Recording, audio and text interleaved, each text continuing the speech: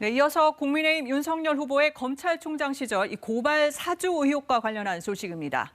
여러 가지 의혹을 따져볼 수 있는 물증, 현재로서는 고발장입니다. 검찰에서 국민의힘 김웅 의원에게 전달했다는 의혹을 받는 고발장 2건 가운데 한 건은 열린민주당 최강욱 의원에 대한 겁니다.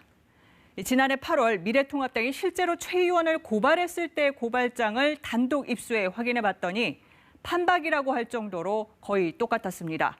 보도에 한승현 기자입니다.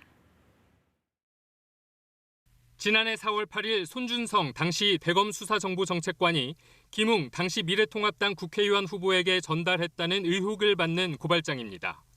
당시 최강욱 열린민주당 비례대표 후보에 대한 고발장으로 8장짜리입니다.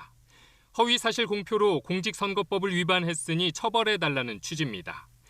미래통합당이 넉 달 뒤인 지난해 8월 최강욱 의원을 실제로 같은 혐의로 고발했는데 이때 고발장과 비교해봤습니다. 피고발인의 지위 등이 피고발인의 지위와 경력으로 바뀌었지만 이어지는 항목 대부분이 같은 내용입니다.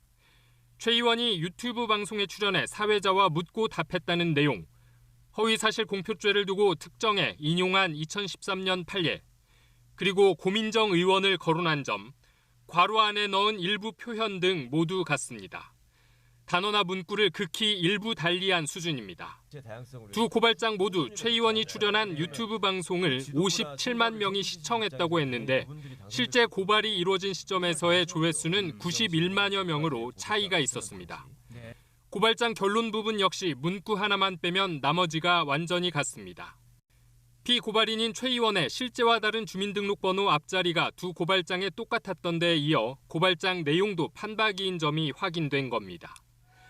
미래통합당의 이 고발 이후 최 의원은 검찰 수사를 받아 지난 6월 1심에서 벌금 80만 원을 선고받았습니다. 왜 손준성 검사가 김웅 후보에게 넘겼다라고 하는, 김웅 의원에게 넘겼다라고 하는 고발장에 있었던 잘못된 표기가 그대로 이어졌을까? 저는 상식적으로 판단할 수 있다고 생각합니다.